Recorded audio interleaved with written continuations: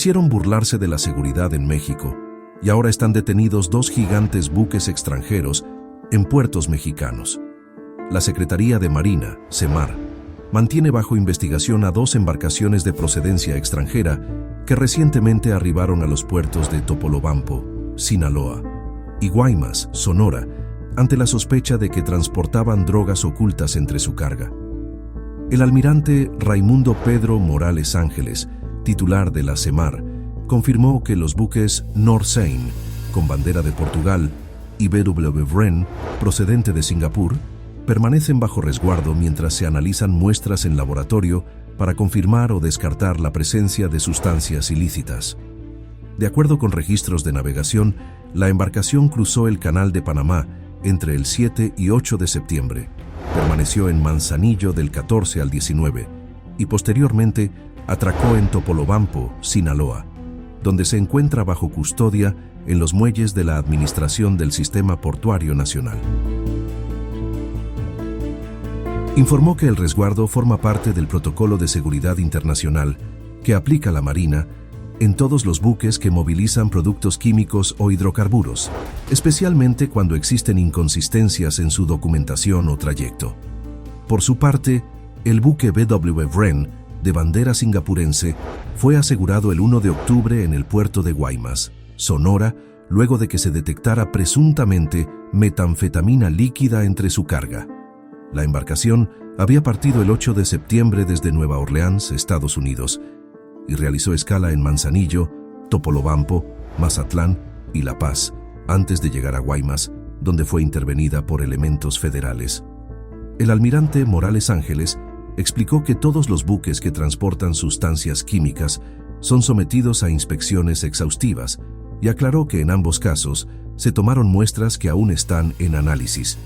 Las autoridades federales mantienen vigilancia permanente en los puertos del Pacífico mexicano, donde el tránsito de cargamentos industriales ha sido utilizado en años recientes como ruta encubierta para el tráfico de drogas sintéticas. Ante este tenor, el secretario de Seguridad y Protección Ciudadana avanza con éxito su estrategia de seguridad nacional y hoy en la conferencia de prensa presentó su informe. Veamos.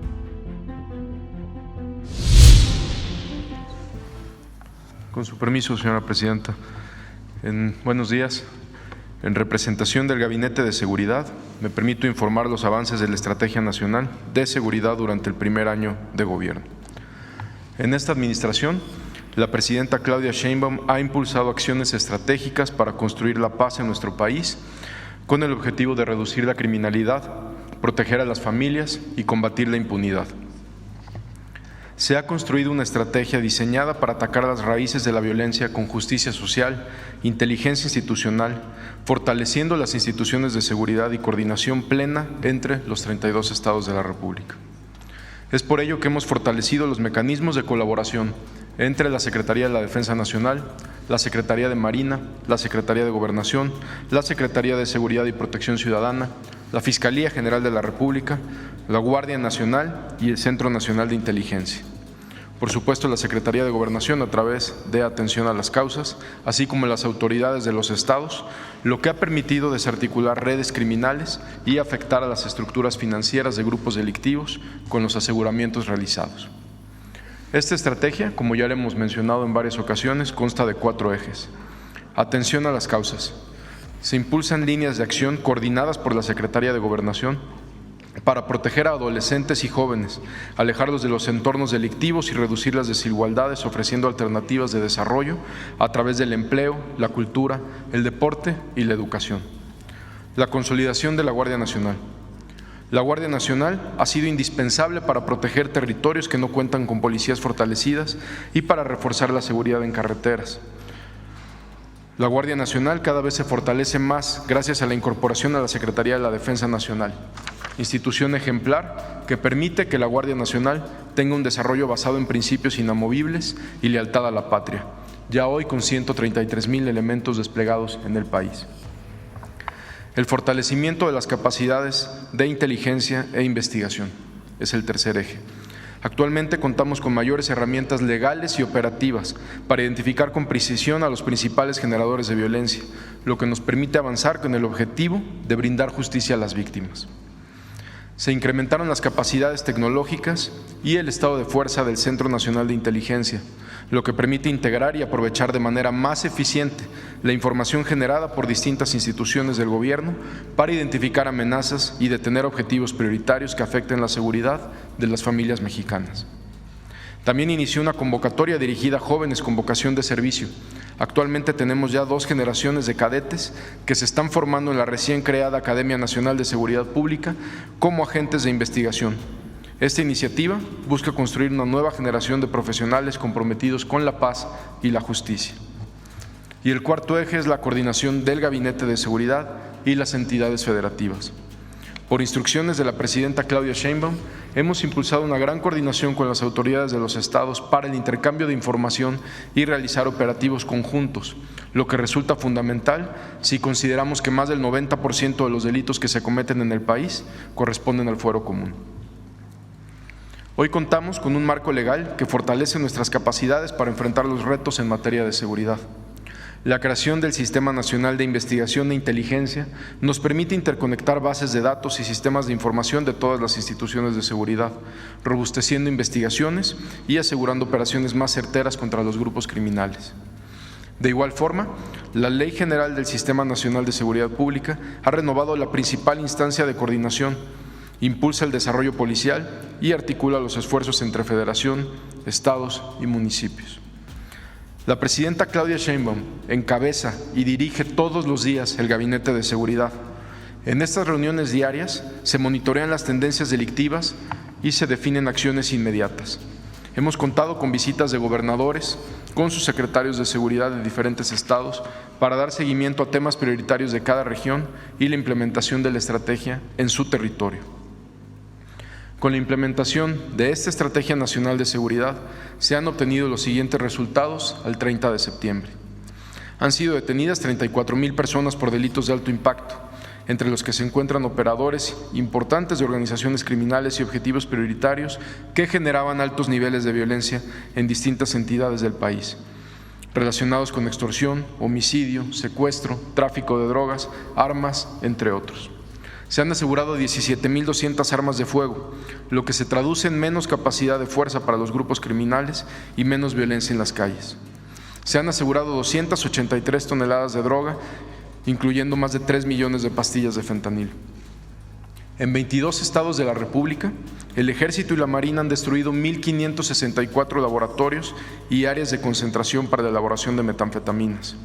En estas acciones se han asegurado más de 2 millones de litros y más de 400 toneladas de sustancias químicas. Esta es una cifra sin precedentes que representa una afectación económica a las organizaciones criminales de cientos de millones de pesos. Además, se evita la producción de estas sustancias dañinas. Como ya lo explicó Marcela, hemos observado una disminución sostenida en los homicidios dolosos, que en septiembre representa una reducción de 32% en el promedio diario de este delito. Esto significa 27 homicidios menos que en septiembre del 2024. Además, es el septiembre más bajo en homicidios en 10 años. Siguiendo las instrucciones de la presidenta Claudia Sheinbaum, se llevaron a cabo reforzamientos operativos coordinados en los estados con mayor número de homicidios o incidencia delictiva. Esto incluyó un aumento en el estado de fuerza de las instituciones del Gabinete de Seguridad, pero también células especializadas de analistas de inteligencia e investigadores, lo que ha permitido actuar con mayor precisión y eficacia para identificar y detener a los principales generadores de violencia. En Guanajuato, las acciones realizadas han dado como resultado un descenso del 61% en homicidios con respecto a febrero del 2025, tras la detención de objetivos prioritarios con alta capacidad de generar violencia. Muchos de ellos han sido detenidos fuera del estado de Guanajuato también en días recientes. Cabe destacar que el 29 de septiembre fue detenido en el estado de Jalisco por el Gabinete de Seguridad, en coordinación con la Policía Estatal de Guanajuato, Gustavo N., alias El Viejo, objetivo prioritario del Gobierno de México y del estado de Guanajuato. Gustavo N. se dedicaba a la extorsión, homicidio, distribución y venta de droga, privación ilegal de la libertad, robo de vehículo, robo de hidrocarburos y de autotransporte de carga en la entidad. En el Estado de México hemos implementado numerosos operativos y acciones coordinadas con el Gobierno del Estado de México, como la Operación Enjambre, Atarraya, Liberación y el Operativo Mando Unificado Oriente. De septiembre del 2024 a septiembre del 2025 hay una reducción de 43% en el promedio diario de víctimas. En Nuevo León, la detención de varios generadores de violencia en la entidad, destacando la realizada por el Ejército Mexicano de Ricardo N., alias El Ricky, en febrero, permitió reducir los homicidios en un 61% respecto a septiembre del 2024, así como varias detenciones que se han dado también en coordinación con Fuerza Civil. En Jalisco se registró un descenso de 62% al comparar septiembre del 2025 con septiembre del 2024. En julio se observó un descenso importante tras la detención de 5 generadores de células delictivas y generadores de violencia. En Tabasco, resultado del reforzamiento a la seguridad en la entidad en el mes de febrero y la captura de objetivos prioritarios del Gobierno de México con las autoridades también de Tabasco, entre los que destacan Carlos Tomás N., Francisco Javier N., alias El Guasón, y Adrián N., se han registrado una disminución de 59% en homicidios con respecto a febrero del 2025. En Guerrero, por instrucciones de la presidenta Claudia Sheinbaum, en este primer año incrementamos el despliegue en zonas de alta incidencia delictiva, con puestos de control, filtros de seguridad, patrullajes coordinados, lo que contribuyó al incremento de las denuncias ciudadanas.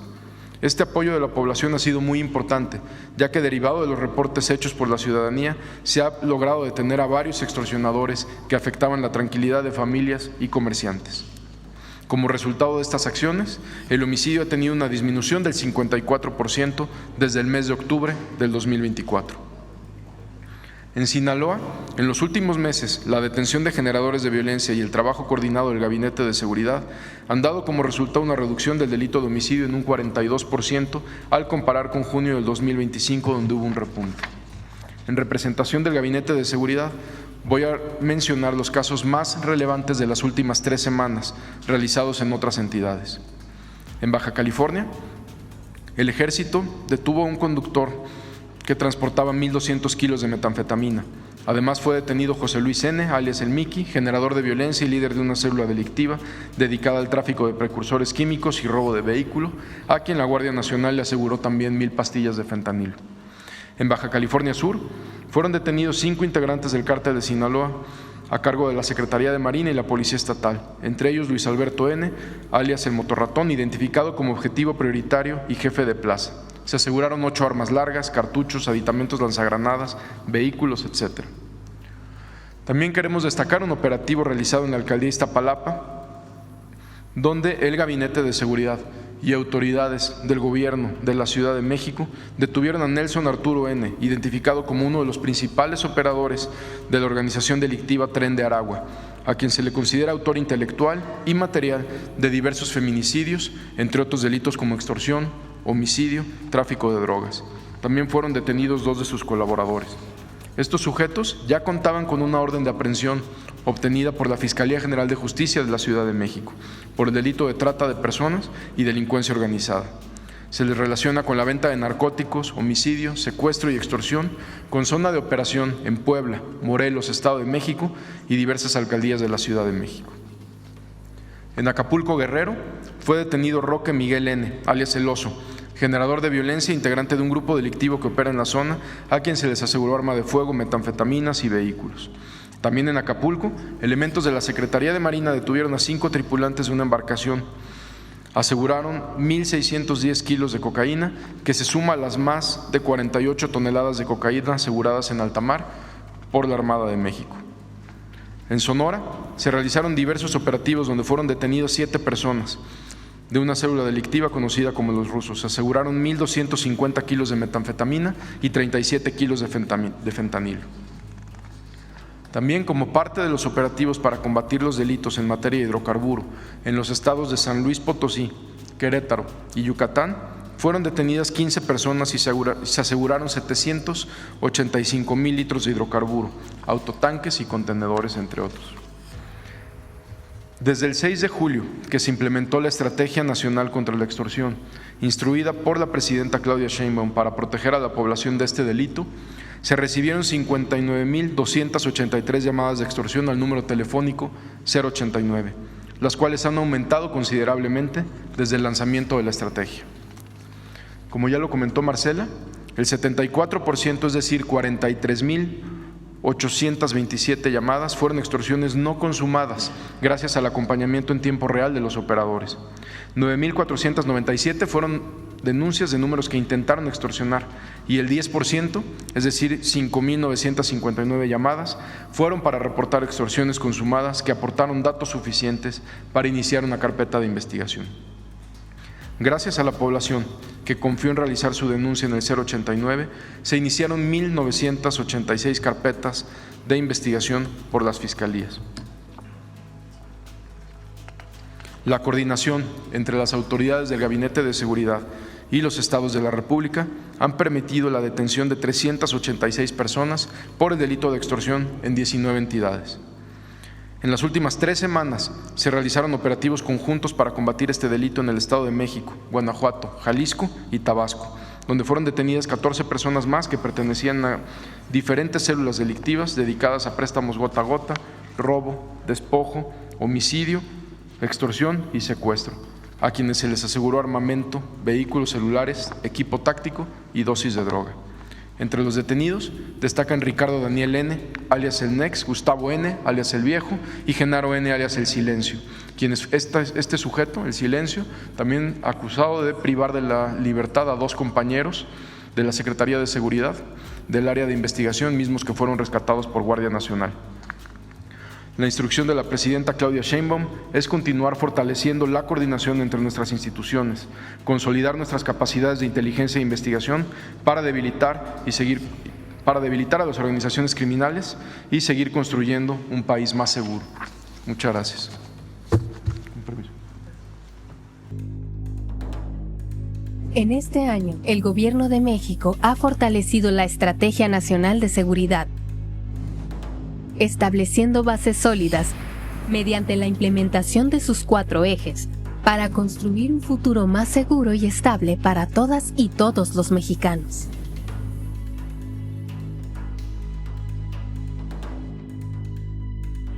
Con resultados tangibles y gracias al esfuerzo coordinado de autoridades de los 3 órdenes de gobierno, se ha alcanzado una reducción histórica en los homicidios dolosos en México. De septiembre de 2024 a septiembre de 2025, este delito disminuyó en un 32%, lo que se traduce en 27 homicidios diarios menos.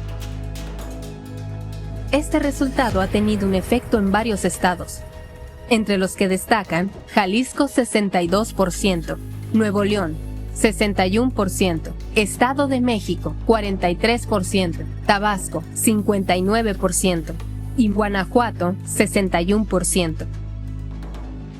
Por ejemplo, septiembre de este año es el mes de septiembre con el menor número de homicidios desde hace 10 años. Otra medida que contribuye de manera relevante a la seguridad de la población es la Estrategia Nacional contra la Extorsión, puesta en marcha el 6 de julio del presente año, mediante la cual se ha logrado la detención de 386 personas en 19 entidades federativas. Estos esfuerzos conjuntos entre las instituciones de seguridad del país han permitido disminuir significativamente el trasiego de drogas en la frontera con los Estados Unidos de América. Muestra de esto es la reducción de incautaciones de fentanilo por parte de la Oficina de Aduanas y Protección Fronteriza de ese país en un 57.48% en el segundo trimestre del 2025, en comparación con el mismo periodo de 2024. Un país seguro es un país económicamente estable. Esto se refleja mediante la continua inversión extranjera directa en México, que creció un 10.2% en el segundo trimestre de 2025, en comparación con el mismo periodo de 2024. La seguridad en carreteras ha sido una prioridad en la estrategia de seguridad del Gobierno de México.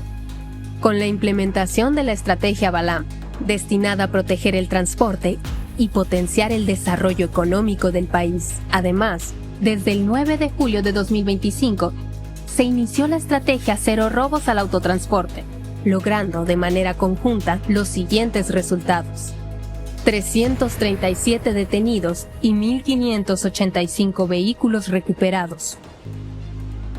Estas dos estrategias han permitido generar un entorno más seguro para el autotransporte en las carreteras del país, lo que ha generado una reducción significativa de los robos en los tramos México-Querétaro en un 22.22%, México-Puebla en 32.14% y Mazatlán-Culiacán en 16.66%. Todos estos resultados son muestra del compromiso firme y constante del Gobierno de México con la población para garantizar la seguridad, salvaguarda y el bienestar del país. Ahora sí, muy completa la información. Vamos. A ver aquí la compañera y luego acá. Buenos días, Presidenta. Jennifer Barba, de México Comunica. Presidenta, ¿qué avances hay en las investigaciones sobre el asesinato del estilista Miguel de la Mora? Platicamos con la jefa de gobierno y nos dijo que Polanco es de las zonas más seguras de la ciudad. ¿Quieren comentar? Es una investigación que tiene líneas muy sólidas. La Fiscalía General de Justicia de la Ciudad de México, hemos estado en comunicación con la fiscal Berta, y también con el jefe de la policía, con Pablo Vázquez. Tienen una investigación muy sólida y va a haber resultados pronto. Gracias. ¿Y sobre que Polanco es de las zonas más seguras de la ciudad? Lo que pasa es que esto no fue un asalto, fue un homicidio directo, fue una ejecución, digamos, estaban esperándolo, lo estuvieron vigilando y realizaron una ejecución ahí. En Miguel Hidalgo pues han tenido un descenso también en la incidencia delictiva. Muchas gracias.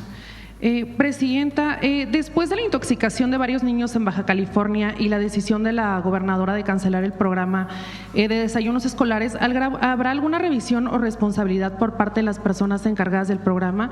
El gobierno de Baja California le paga 840 millones de pesos anuales a la empresa AB Alimentos. El DIF nacional tiene, en coordinación con los estados, un programa de desayunos escolares. En este caso, la intoxicación estuvo asociada a un programa adicional que tiene el gobierno de Baja California.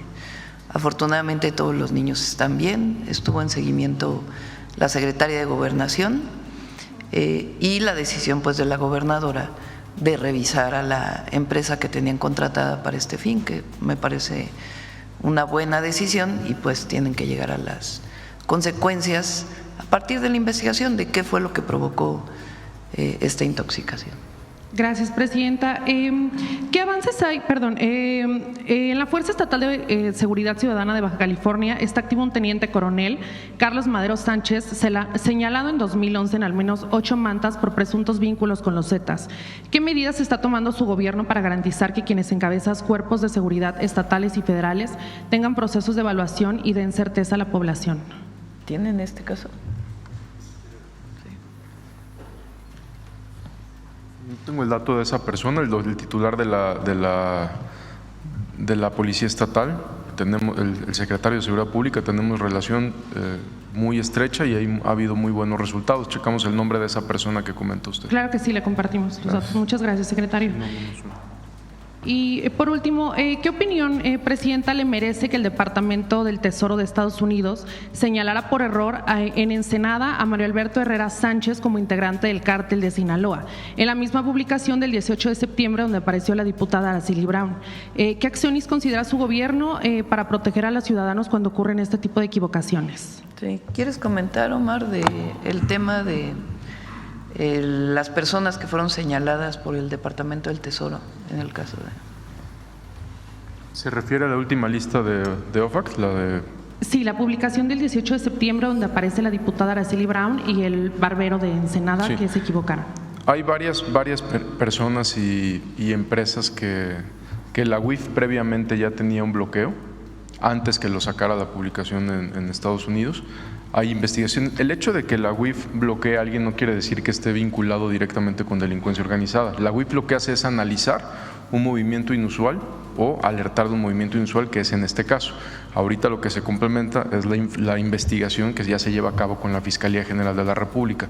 En dado caso de que estas personas que sean bloqueadas tienen que presentar para legitimar las cuentas, etcétera, y si es así, se desbloquean, y si no, ya se inicia una carpeta de investigación con la Fiscalía General de la República. Y cuando hay un error, secretario, en el caso del barbero que se equivocaron y lo pusieron ahí, su foto no correspondía pues a esa persona.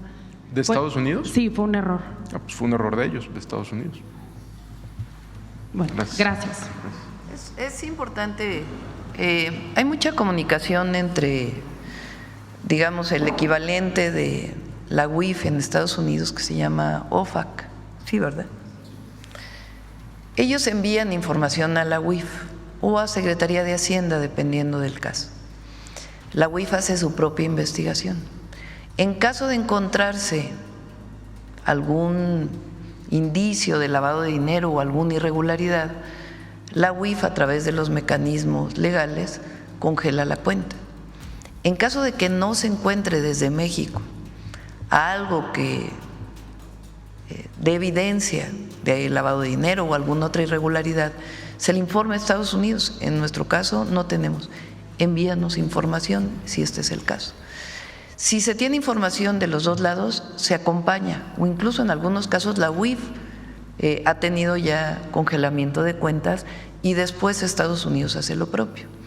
En el caso en donde Estados Unidos no envíe las pruebas y la UIF no encuentre pruebas suficientes o la propia Secretaría de Hacienda, pues no se acompaña al procedimiento.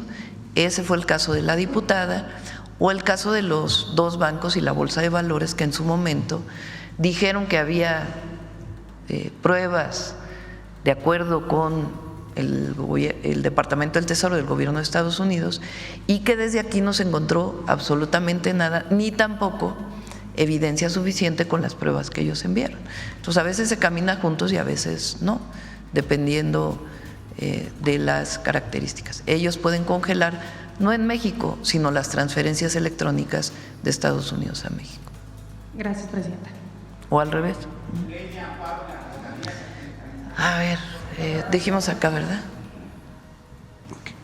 Gracias. Por otra parte, preguntarle, presidenta, ¿qué informe tienen ustedes sobre estos dos barcos con bandera extranjera, uno de Portugal y otro de Singapur, detenidos en el puerto de uno de Topolobampo, en Sinaloa, y otro en Guaymas, Sonora? ¿Transportaban alguna carga ilícita, droga? ¿Quiere comentar, almirante?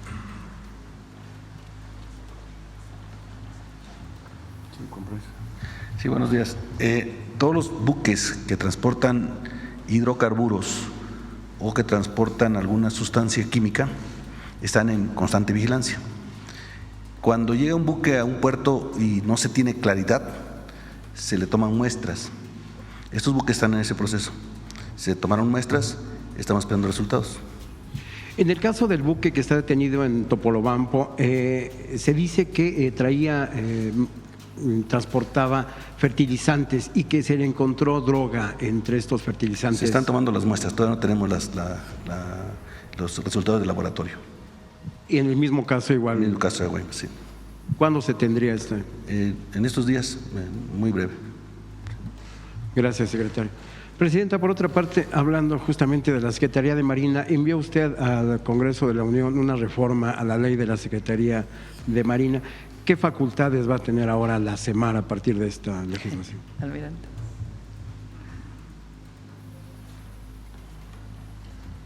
No hay incremento de facultades, son las mismas que ya tenemos, únicamente se armoniza con equidad de género, con un lenguaje inclusivo y se ajustan algunas cuestiones de organización, pero no hay ninguna facultad adicional. Se habla de que podrían llevar a cabo ustedes incursiones en alta mar, es decir, abordar otros barcos o detener otros barcos que llevan a cabo algún ilícito. Eso ya está en la ley, eso es está en la Ley Federal del Mar, está en la tercera conferencia del mar, eso es algo que no cambia. Okay. Presidente, aprovechando, si me permite, la presencia del señor fiscal general, preguntarle en qué se encuentra el caso del señor Hernán Bermúdez.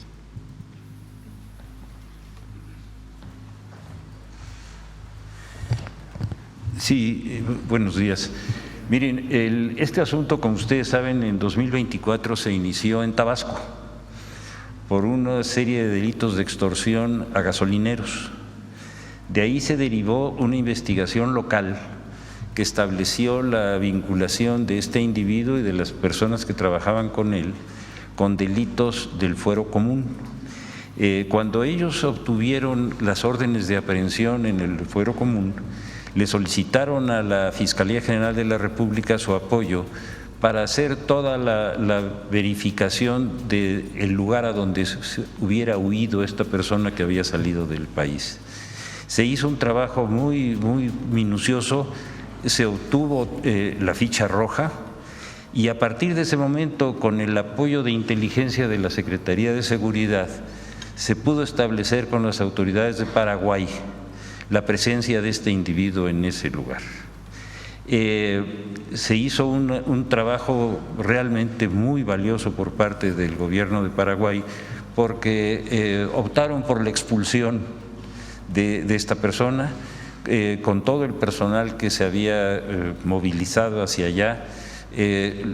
Lo regresamos a México y se le cumplió la orden de aprehensión local. De manera paralela y con toda la información que nos dieron para el proceso de la repatriación de este individuo, logramos establecer ya vínculos muy claros con delincuencia organizada. ¿De dónde se obtuvieron? De dos personas que trabajaban directamente con él. Una de ellas ya está procesada federalmente, está en la cárcel, y la otra se acogió a un criterio de oportunidad y nos ha dado una serie de informaciones que han sido muy valiosas. Con eso ya obtuvimos la orden de aprehensión federal, que está pendiente de cumplimiento, esperando las diligencias locales para proceder a darle mayor fortaleza al asunto federal. Vamos muy bien hasta ahorita. No sé si quisiera usted algún otro dato. ¿Qué les ha comentado en estos, qué les ha dicho, qué les ha aportado de nuevo en sus declaraciones? Esta persona se negó a declarar ante la autoridad local. Nosotros vamos a tener que esperar a que vaya a la audiencia intermedia, donde va a tener que su propia defensa, si él no habla, su propia defensa va a establecer todas las respuestas a todas las imputaciones que se hicieron, y eso nos va a permitir en materia federal fortalecer nuestro proyecto de carácter federal. Yo creo que va por muy buen camino. Muchas gracias. El fiscal, si me permite que esté en el micrófono, perdón, presidenta. ¿Perdón? Si me permite, ¿en qué va el caso de Teuchitlán? Bueno, el caso de Teuchitlán ha sido un trabajo muy pormenorizado, muy completo. ¿Qué fue lo que logramos? Tenemos 19 personas procesadas por delitos de carácter federal, entre las cuales está el presidente municipal de Teuchitlán y el jefe de la policía de un municipio cercano. Obtuvimos la información de esa relación con asuntos de Huachicol y del Jalisco Nueva Generación, aseguramos el inmueble, se establecieron todas las consecuencias de lo que estaba ocurriendo en esa zona y evidentemente con ese inmueble asegurado, con todos los datos que nos han dado, creemos, y eso sería cuestión que la Secretaría de Seguridad Ciudadana nos diera su punto de vista, que la baja en el número de delitos que se cometían en toda esa zona de Jalisco está vinculada con estos éxitos que se tuvieron en esa zona. Gracias. A usted.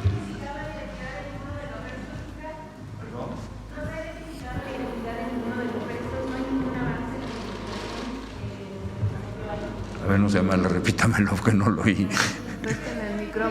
A ver, sí. Gracias. Buenos días, fiscal. Julia Bonilla de La Razón. Rápidamente, si no ha habido alguna identificación de los hallazgos que hubo ahí, algún indicio de las víctimas que pudieran haber sido, pues, atentadas, localizadas en este rancho. ¿Los hallazgos de Teuchitlán? Sí. Todos los hallazgos fueron identificados, estuvieron a disposición de todas las personas víctimas, de ahí se establecieron una serie de responsabilidades muy claras y de ahí obtuvimos datos fundamentales que nos permitieron localizar personas que se habían incorporado a esos grupos delictivos o que habían sido víctimas de ellos. Toda esa información fue muy útil para ir adelantando. Pero de los restos humanos, ¿se ha identificado alguna identidad de las víctimas? Hasta este momento no ha habido ninguno, ni por parte de las periciales locales ni las nuestras federales nos han dado un solo caso. Presidenta, si me permite, ya aquí tengo el micrófono, nada más, solamente la pregunta, por el tema de seguridad, la UNAM ayer continuó recibiendo amenazas, pues ya reanudaban las clases, 39 planteles, se recibieron 3 amenazas. La semana pasada usted comentó que el Gabinete de Seguridad estaría colaborando en esta materia, saber si hay algún avance en esto. Sí, fueron negativas todas las amenazas que se denunciaron ayer o que se hicieron públicas. Y Rosa Isela, la secretaria de Gobernación, se ha reunido con el rector y hay comunicación permanente con las áreas de seguridad, con la UNAM, en lo que se requiera colaborar. Y además estamos trabajando, como lo informé, en un programa especial de atención a los jóvenes, de salud mental y también de incorporación a distintas actividades que permitan pues atender la situación particular que se presentó con este tan lamentable homicidio. Pero es decir, ¿no hay ningún avance, ningún indicio sobre quiénes están detrás de estas amenazas a la comunidad de la UNAM? Hay investigación por parte de la Secretaría, pero no hay todavía nada. Gracias. ¿Quién más? A ver. ¿Quién más? A ver, aquí proceso para que no nos digan que no les damos la palabra. Gracias, Presidenta. Primero, buenos días, Dalila Escobar de Proceso.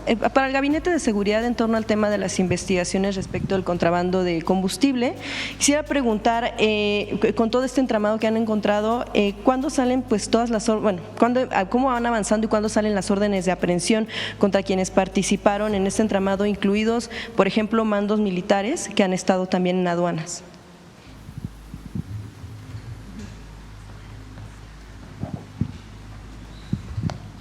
¿Me lo repite? Sí, por favor. Sí, claro, que tiene que ver con el tema de cuándo salen las órdenes de aprehensión de todo este entramado que han encontrado con el asunto del huachicol fiscal, órdenes de aprehensión en contra de pues todos quienes participaron, incluidos mandos militares que han estado en aduanas.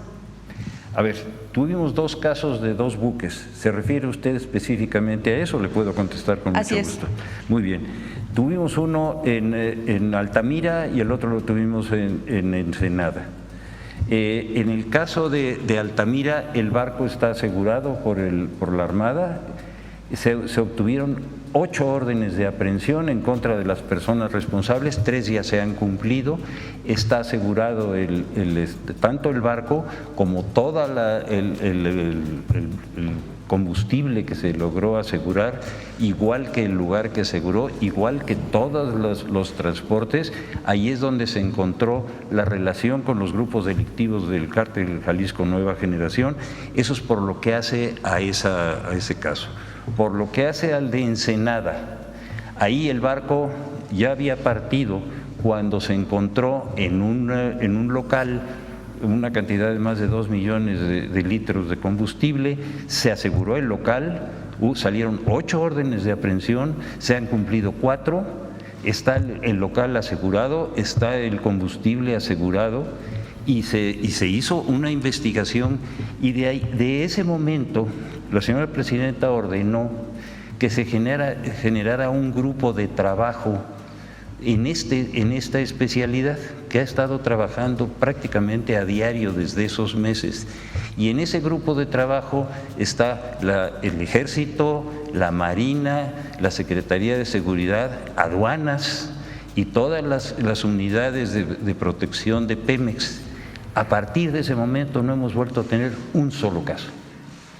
Eso ha sido hasta el día de hoy un resultado de este trabajo de coordinación que nos ha dado esa oportunidad que ha sido única. Ya no ha habido un solo caso. El último de Topolobampo, ¿verdad, señor almirante? es un barco que traía material químico y hasta este momento no se ha obtenido ninguna muestra de que sea materia de un huachicolero. En ese sentido, con todo lo que usted ha mencionado, con la investigación que se ha dado respecto de este contrabando, que por supuesto generó alerta a partir del hallazgo pues, de estos buques y que se inician las investigaciones, estas investigaciones han obviamente escalado para determinar hasta qué punto se ha permitido que se diera este contrabando, desde hace cuánto tiempo. Quisiera preguntarle, ¿han encontrado ustedes que se dio? Si las responsabilidades alcanzan, por supuesto, como ya lo han mencionado en otras ocasiones, a elementos pues de la Marina, pero también a mandos militares, a particulares, a empresarios, a agentes aduanales. Quisiera preguntarle en ese aspecto. Todos los elementos de prueba que se han ido obteniendo han permitido todos estos procesos que han dado esos resultados que son públicos, tanto con personal de aduanas como con personal de cualquiera de las instituciones que hayan participado, y eso ha sido una información pública que se ha dado ampliamente. ¿Todavía faltan órdenes de aprehensión por ejecutarse en este sentido de todas las investigaciones? Sí, por supuesto. ¿No sí. podría hablar de cuántas todavía? Imagínense. Muchas gracias. Ahora, no, nada más, perdón, disculpe, solamente sobre el tema del monto. La Procuradora Fiscal hablaba hace unos días de que el monto del daño que ha ocasionado el contrabando de combustible podría ascender a 600 mil millones de pesos. ¿Eso es lo que han localizado? ¿O cuál? Sí, sería bueno, perdón, aclarar el punto. Sí, ella no lo declaró. Fue un diputado quien hizo esta pregunta, pero ella no lo declaró. No fue en una comparecencia de ella, pero ella no lo declaró. En una entrevista que hicieron medios al salir. Sí, pero ella no lo declara. ¿A cuánto ascendería el monto del daño? Bueno, hay que estimarlo. Bien, Presidenta, también quisiera preguntar en este sentido. Evidentemente el gobierno anterior, el anterior sexenio, entregó aduanas a las Fuerzas Armadas para evitar precisamente asuntos de corrupción. No sé si quisieran contestar algunos de los elementos de las Fuerzas Armadas. ¿Qué consideran que pudo haber hecho que se corrompieran los elementos para poder, pues, de alguna manera facilitar o participar en este tipo de maniobras? Yo creo que lo importante aquí es que no hay impunidad. ¿Qué pudo ocasionar que algún elemento, en este caso de Marina, haya estado involucrado? Pues lo tiene que contestar quien hoy está detenido. Lo importante es que se actuó y no hay impunidad. Eso es un hecho. Lo segundo, que es muy importante, este año el incremento en la recaudación de aduanas con respecto al año anterior es de 200 mil millones de pesos, adicionales al año anterior. Dije el domingo que el incremento en la recaudación es de 500 mil millones de pesos respecto al año anterior. O sea, estamos hablando de que casi la mitad viene de aduanas. Al aumentar la recaudación de aduanas, pues tiene que ver con mayores controles y distintas acciones que se han tomado, en las cuales ha ayudado mucho los elementos de Marina y de Defensa que están en cada una de las aduanas. Y si se llega a encontrar una irregularidad contra un civil o contra alguien que sea miembro de las Fuerzas Armadas, se actúa, se denuncia y se hace la investigación. Es decir, marinos y ejércitos seguirán todavía al frente del manejo del control. Sí, al frente de la ANAM está un civil, como saben, y al frente de cada una de las aduanas, tanto en tierra como en mar, están o elementos retirados o elementos activos. Y como saben, yo me reúno con ellos, hacemos una revisión aduana por aduana, y si se encuentra además una irregularidad, la Agencia de Transformación Digital está en una revisión permanente de los datos, y si se encuentra alguna irregularidad, se revisa administrativamente. Si es el caso de alguna distracción, algún problema que no tiene que ver con un delito, pues entonces se hace un cambio. Si tiene que ver con algún delito, se presenta la denuncia. Gracias, Presidenta. En otro tema, regresando un poco al asunto de… O un presunto delito, ¿verdad? Porque eso lo determina la Fiscalía o el juez. En el caso de Hernán Bermúdez, nada más preguntarle, como bien mencionaba fiscal, se está ahora llevando el proceso en la Fiscalía Local por el tema de delitos del fuero común. Sin embargo, está pendiente la ejecución de la orden de aprehensión por delitos del fuero federal. Quisiera preguntarle si ustedes tienen notificación de que se promovió un amparo para evitar que se ejecute la misma, por parte de Hernán, por supuesto.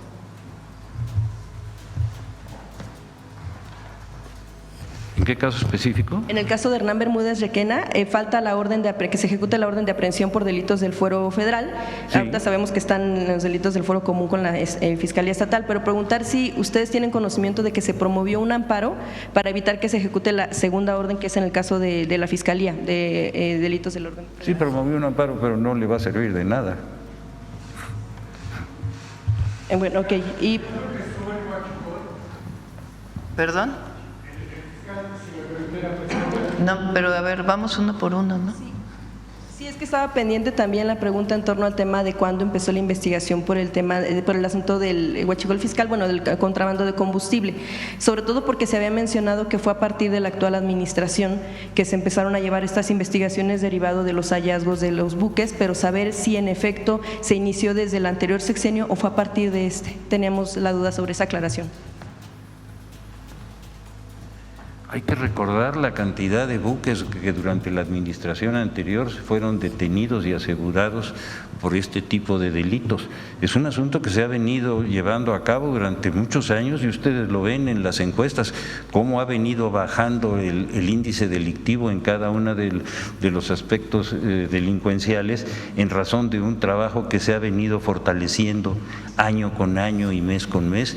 Ese es el resultado final de un trabajo muy, muy largo que ha dado este resultado final. ¿Las carpetas de investigación cuándo se iniciaron? ¿Las carpetas en específico por este tipo de delitos?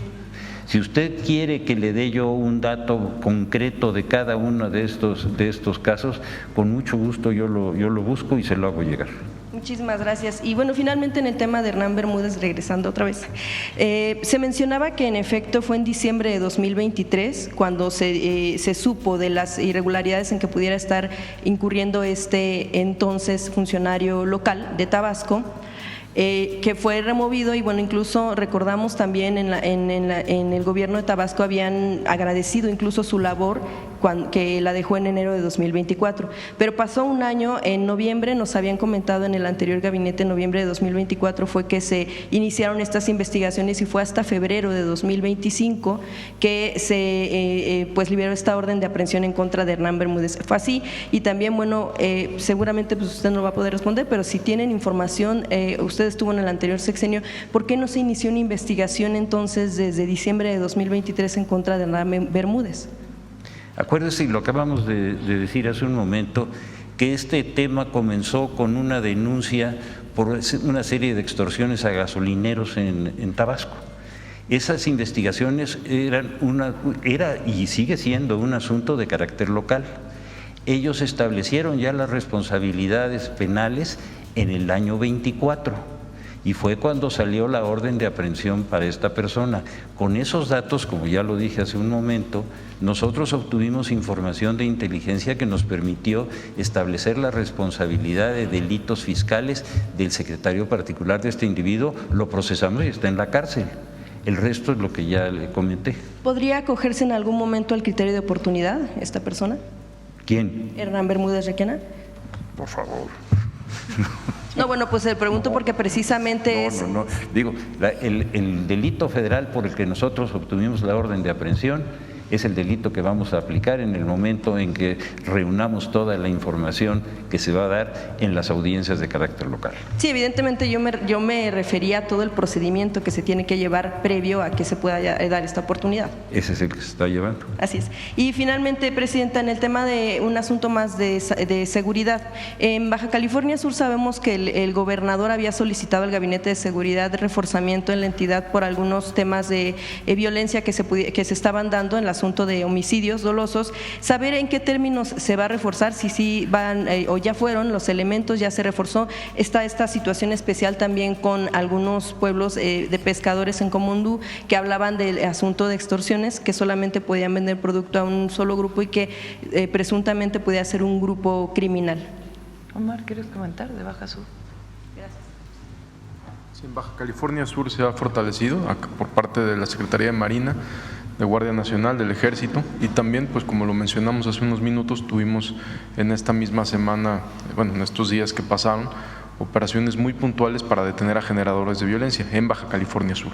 ¿El reforzamiento es de cuántos elementos o cómo es que se da? Le proporciono el número exacto por parte de Secretaría de Marina y de Defensa, no lo tengo en este momento. Y secretaria, aprovechando ya por último que está ahí, en el asunto del tema de estas mencionadas pues alarmas de bomba que ya dice la presidenta que pues en efecto fueron de alguna forma pues falsas, ¿no? Pero preguntar cómo, respetando el tema de la autonomía de la UNAM, si habrá sugerencias por parte del gabinete para el asunto de cómo atender este tipo de alertas, de alarmas, que finalmente sean falsas o no, pues sí alarman a la comunidad estudiantil en general. Y también sobre la aclaración de un tema de si hubo el ingreso de un vehículo militar que se decía que había sido por error. ¿Cuál fue la aclaración que pueden dar en torno a este tema?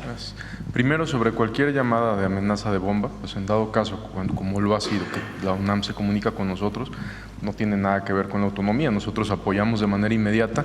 ¿Y cuál es nuestro trabajo? Revisar el origen de la llamada, dar con los responsables de quien hizo esa llamada y validar qué tan digamos, la veracidad o la gravedad de esa llamada. Y eso lo hacemos no solo con la UNAM, sino con distintos, con quien acuda a la policía, ya sea de la Ciudad de México, en este caso aquí en la ciudad, o de la Secretaría de Seguridad. Sobre el vehículo militar que ingresó, pues lo que se ve es muy claro, no hay ningún tipo de operativo, no hay absolutamente nada. Entra un camión a una calle que ya era parte de la UNAM, es todo lo que sucedió, no hay más. Gracias. Ahí, Reina, preguntaste la semana pasada y te dimos como media hora de la mañanera. Adelante, Nancy.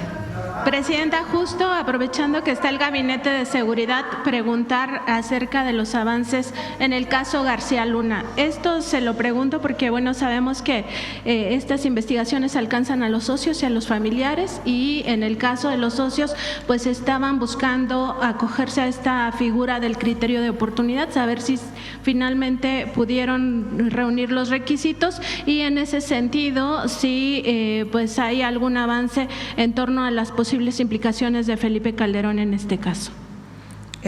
No sé, Omar, si tienes el avance de lo de la UIF sobre el tema de García Luna, si quieres, para que después me lo puedan enviar, y no sé si hay alguna información adicional.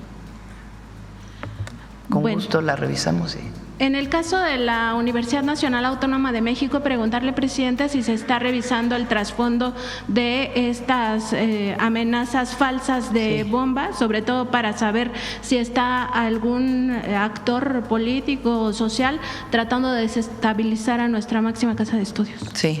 Omar, ¿quieres comentar algo sobre las amenazas de bomba en la UNAM? Si se está investigando. Como lo comenté hace unos minutos, en cualquier tipo de amenaza, nosotros, bueno, las primeras denuncias las atendió la Policía de la Ciudad de México, pero estamos colaborando también. En cualquier tipo de llamada, de amenaza, de bomba o de cualquier riesgo, la Secretaría de Seguridad trabaja primero como lo mencioné hace unos minutos, para verificar la veracidad o la gravedad de la llamada. Y en todos los casos, pues la responsabilidad es ubicar a quien hizo la llamada, el origen, de dónde vino, porque muchas son, pues como saben, llamadas o de extorsión o de broma muchas veces. Sin embargo, ninguna se descarta. En cuanto tengamos mayor información, la compartimos, por supuesto. Gracias.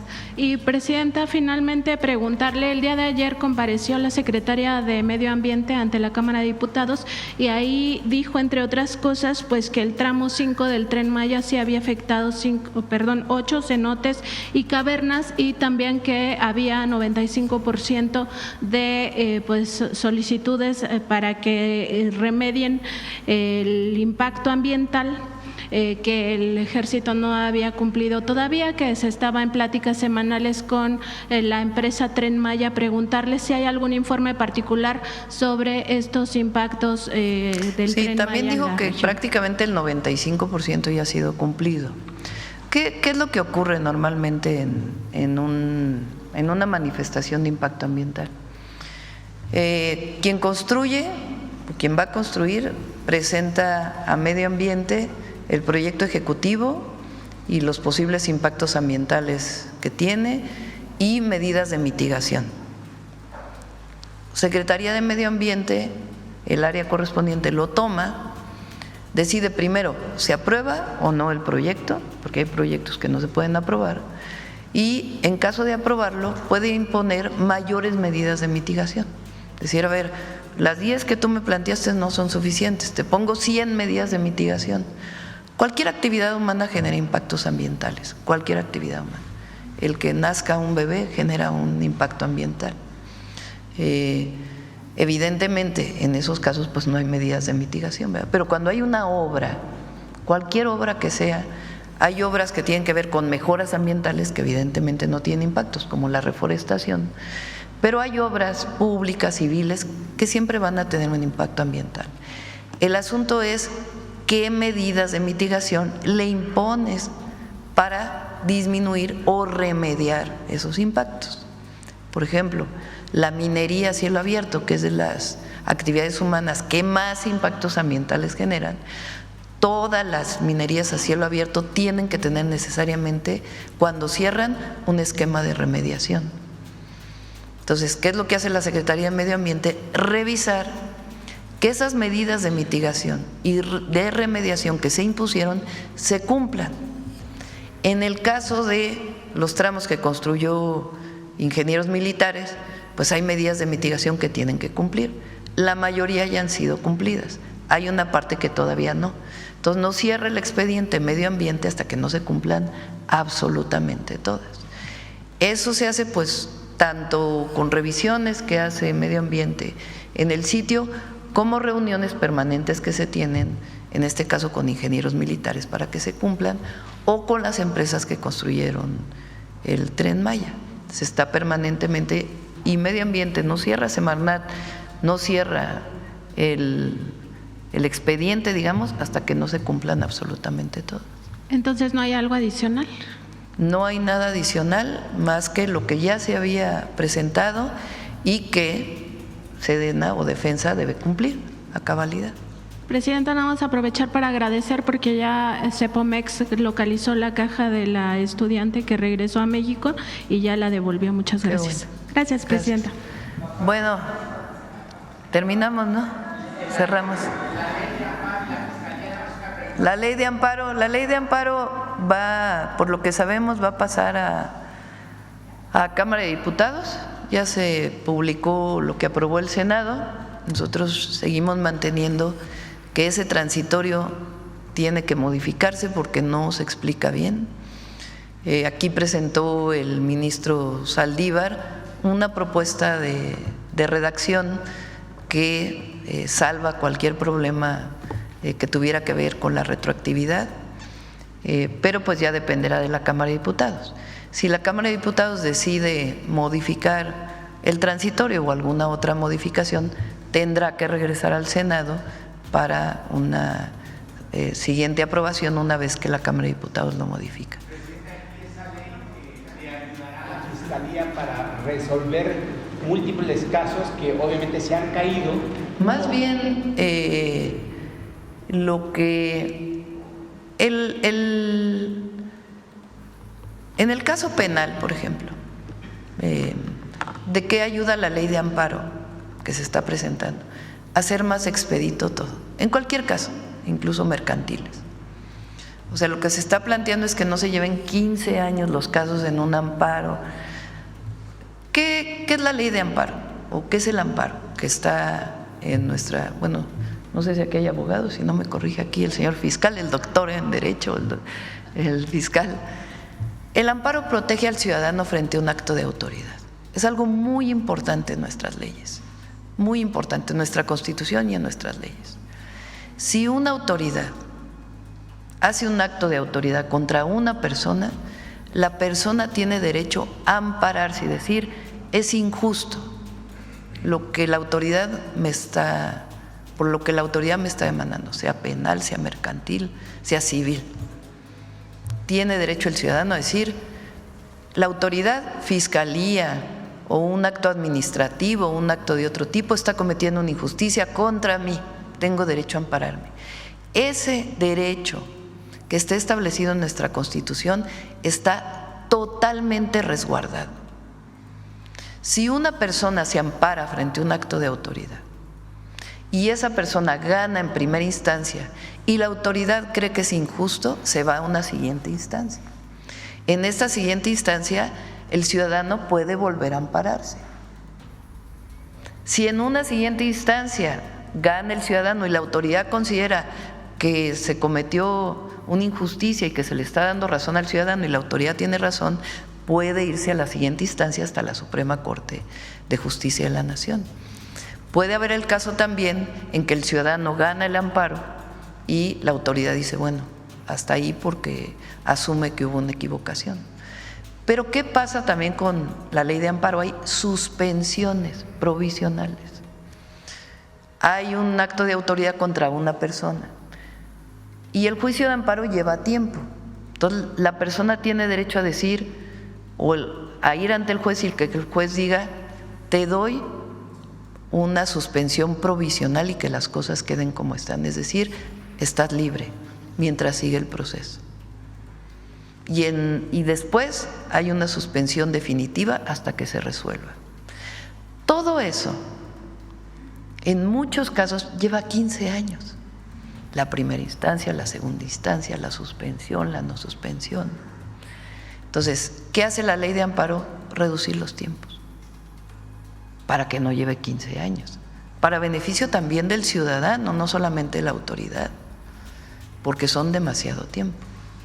Ahora, en particular, en lo que tiene que ver cuando ya decidió la Corte, y en particular cuando decide la Corte frente a personas que le deben al fisco. Resulta que aunque decidiera la Corte después de 15 años, todavía el ciudadano se puede amparar frente al acto de autoridad de la resolución de la Corte.